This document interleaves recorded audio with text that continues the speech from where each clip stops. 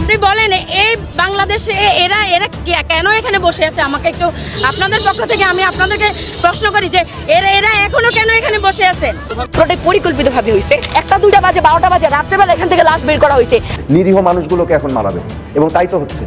দেখেন নাই এখন কি হলো, কি হবে এখন? নেতাকর্মী একটাও তো ঘরে থাকতে পারবে না, তো এখন নিরীহ মানুষগুলোকে ঠেলে দিচ্ছে নির্যাতন অত্যাচারে।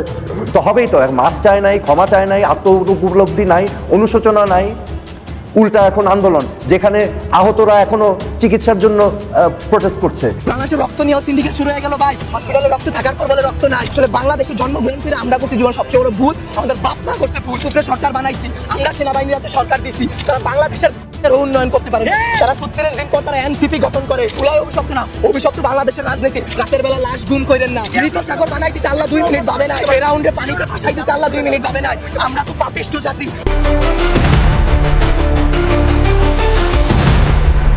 এদিকে মাইলস্টোন কলেজের শিক্ষার্থীরা যারা যুদ্ধ বিমান দুর্ঘটনায় নিহত হয়েছেন তাদের লাশ নিয়ে রাজনৈতিক করছে এই অন্তর্বর্তীকালীন সরকার ডক্টর মোহাম্মদ ইউনূস। এমন দাবি জানিয়েছেন এই মাইলস্টোন কলেজের শিক্ষার্থীরা। এছাড়াও শিক্ষা উপদেষ্টাদের পদত্যাগের দাবি নিয়ে মাঠে নেমেছেন বিভিন্ন কলেজের শিক্ষার্থীরা। হ্যাঁ অবশ্যই আমরা চাই আমাদের লাশ আমাদেরকে বুঝিয়ে দেওয়া হোক। প্রশাসন যে গাফিলতি দেখাচ্ছে, তারপরে রাতে যে পরীক্ষা নিয়ে যে একটা কাহিনী করলো, এগুলো তো ঠিক না। আমরা তো সাফার করতেছি, তাই না? সারা রাত 3টা পর্যন্ত জেগে আছি। 3টা পর্যন্ত জেগে যদি পরীক্ষা আসতে দাবি জানতে হয়, তাহলে এই প্রশাসন দিয়ে আমরা করবো নাকি? এটা তো আমাদের কোনো দরকার নাই। এটা লজ্জা থাকলে নেমে যাক পথ থেকে। লজ্জা করে না? ভালো লাগে স্টুডেন্ট 4টা 12টা জেগেছিল, তারপরে এখানে কতগুলো মায়ের কল খালি হয়েছে। এটা তারা ঘুমায় কিভাবে? এদিন নিচে এসে কি 2 দিনের ভিতরে পাহাড় হয়ে গেছে সবার। এদিকে মাইলস্টোন কলেজের শিক্ষার্থীদের পাশে থেকে সোহেল তাজের একটি ভিডিও গণমাধ্যমে নতুন করে নাড়া দিয়েছেন। চলেন তা শুনে আসা যাক। নিরীহ মানুষগুলোকে এখন মারাবে এবং তাই তো হচ্ছে। দেখেন নাই এখন কি হলো, কি হবে এখন? নেতাকর্মী একটাও তো ঘরে থাকতে পারবে না, তো এখন নিরীহ মানুষগুলোকে ঠেলে দিচ্ছে নির্যাতন অত্যাচারে। তো হবেই তো। মাফ চায় নাই, ক্ষমা চায় নাই, আত্ম উপলব্ধি নাই, অনুশোচনা নাই, উল্টা এখন আন্দোলন, যেখানে আহতরা এখনো চিকিৎসার জন্য প্রোটেস্ট করছে। আসলে কি আমরা শেষে লাশ নিয়ে রাজনীতি করে এই বিশ্বকে দেখিয়ে দিলাম আমরাও ফেরাউনের চেয়ে কোনো অংশে কম নয়? এই মাইলস্টোন কলেজ উত্তরার সেই স্কুলে বিমান দুর্ঘটনার সময় যারা প্রকাশ্যে থেকে দেখে অনেকগুলো শিশুর অঝরে কান্না, আর অনেকে শিশু তো ঘুমিয়ে পড়েছে চিরদিনের জন্য। তারাই সেখান থেকে বেরিয়ে বলছে সেখানে 100-র বেশি বাচ্চা নিহত হয়েছে, আর গণমাধ্যমে উঠে এসেছে মাত্র 20 থেকে 25 জনের নাম। এই কি তাহলে যুদ্ধ করে রক্ত দিয়ে আবু সাইদ মুগ্ধের মতো বীর সৈনিকরা জীবন দিয়ে এমন বাংলাদেশ দেখার জন্য তারা জীবন দিয়েছে? বেশি অবহেলায় ইন্টারিম গভর্নমেন্ট আমরা দেখতে পাচ্ছি। কারণ আপনি জানেন আজকে এইচএসসি পরীক্ষা হওয়ার কথা ছিল। আজকে উত্তরার এরকম অবস্থাতে এরকম একটা ভয়ঙ্কর ঘটনা হওয়ার পরও তারা রাত 2টা পর আমাদের ছাত্রদের কূপের মুখে করে তারা পরীক্ষা স্থগিত করতে বাধ্য হয়। তারা করে না। মানে তারা কতটা অবহেলা করছেন আমাদেরকে। একের পরে ঘটনা আজকে উত্তরাতে এই যে বিমান বিধ্বস্তের ঘটনা, আজকে এখন একটা প্রশিক্ষণ বিমান চালানোর জন্য তার ফিটনেস চেক থেকে শুরু করে পাইলটের অনেক কিছু টেস্ট করতে হয়। সেটা হয়েছে কিনা সেটাও না হওয়ার কারণে একটা দুর্ঘটনা ঘটে। তাছাড়া আজকে একের পরে ঘটনা, আজকে মাজার শরীফে হামলা, মন্দিরে হামলা, আজকে তীব্র অবস্থা, সবকিছু মিলে আজকে এই ইন্টারিম গভর্নমেন্ট প্রমাণ করে তারা অযোগ্য, তারা যোগ্য না। মনে রাখবেন, পাপ নিজের বাপকেও ছাড়ে না। তাই এই ছোট ছোট শিশুদের লাশ গুম না করে তাদের পরিবারকে ডেকে কতজনের সন্তান হারিয়েছে তাদের একটি লিস্ট করলে সব গোপন তথ্য বেরিয়ে আসবে। সাংবাদিক মানে এই নয় যে সত্য কথা বলতে পারবো না। সাংবাদিক হয়েছেন যারা তাদের কাছেই অনেক কিছু রয়েছে, তাই মিডিয়ার কর্মীদের অনুরোধ করে আজ বলে যেতে চাই, এই দেশ আপনার আমার সবার। আসুন এই দেশের যারা আগামীর ভবিষ্যৎ ছিল তাদের নিহতদের কতজন এখন পর্যন্ত গুম বা মারা গিয়েছে তার সঠিক হিসাব জাতির সামনে তুলে ধরা হোক।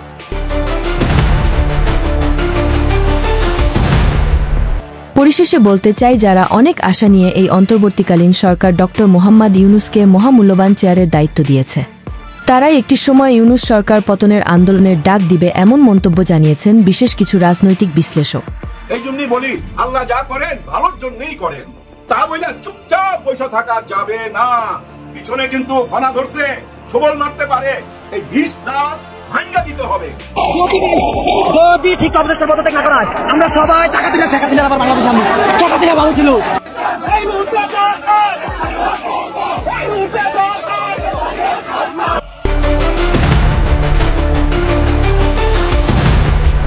কেননা এই বাংলাদেশের মানুষ রক্ত দেওয়া শিখে গিয়েছে, তারা আর পুলিশের গুলিকে আর ভয় পায় না। আমরা চাই মাইলস্টোন কলেজের ছোট ছোট শিক্ষার্থীদের নিহতদের আসল তথ্যটা বেরিয়ে আসুক জাতির সামনে।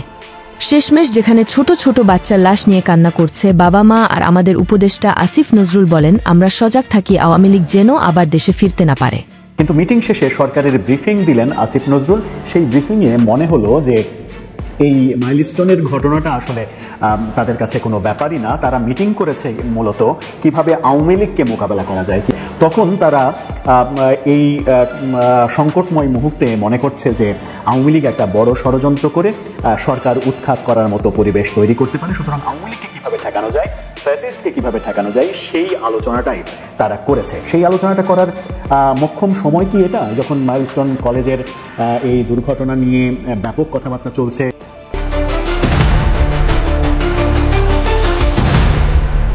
উপদেষ্টাদের আজ আঙ্গুল দিয়ে দেখিয়ে দিতে চাই এই জাতি শুধু আওয়ামী লীগ কেন আপনাদের মতো উপদেষ্টাদেরও হাফ সেকেন্ড ও সময় লাগবে না দেশ থেকে তাড়িয়ে দিতে।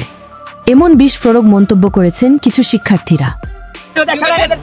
যতদিন পর্যন্ত লাশ সবাই লাশ পাবে, তারপর শিক্ষা প্রতিষ্ঠান এইচএসসি পরীক্ষা সচিবালয় সবকিছু হবে। এরা কিন্তু লাশ না পায়, তাহলে লাশ পাই দিবেন। অ্যান্টি লাশটা পাইছিল ওনাদের ভিডিও আছে, অ্যান্টি লাশটা পাইছিল, অ্যান্টি লাশটা পাইছিল। দাও ভাই আধুনিক যুগ, আধুনিক যুগ। এই কয়লা ডিএনএ টেস্ট করে সবার লাশ শনাক্ত করতে হবে। এই লাশগুলো নাইলে ইউনুস ডাক্তার ইউনুসে এগুলা জবাব দিতে হবে। আমরা কিছু কিছু উপদেষ্টার খুবই দায়িত্বজ্ঞানহীন আচরণ দেখেছি, বিশেষত শিক্ষা উপদেষ্টা। গতকাল রাত 3টা-4টার সময় আমাদেরকে জানতে হচ্ছে যে এইচএসসি পরীক্ষা স্থগিত করতে হবে এবং অন্য উপদেষ্টারা তাকে ফোন দিয়ে পাচ্ছেন। তাহলে একটা সরকারের যদি এই ধরনের অবস্থা হয় যে নিজেদের উপদেষ্টাদের মধ্যে সমন্বয় নেই এবং এই দেশের একটা ইমার্জেন্সি সিচুয়েশন যেখানে পুরো শিক্ষার্থী ছাত্র সমাজ হচ্ছে ট্রমাটাইজ এবং ঢাকার শিক্ষার্থীরা ব্যস্ত এই পুরো ঘটনা নিয়ে, সেখানে একটা সিদ্ধান্ত নিতে রাত 3টা-4টা বাজতেছে এবং এটা নিয়ে এক ধরনের অনিশ্চয়তা তৈরি হইতেছে, শঙ্কা তৈরি হইতেছে।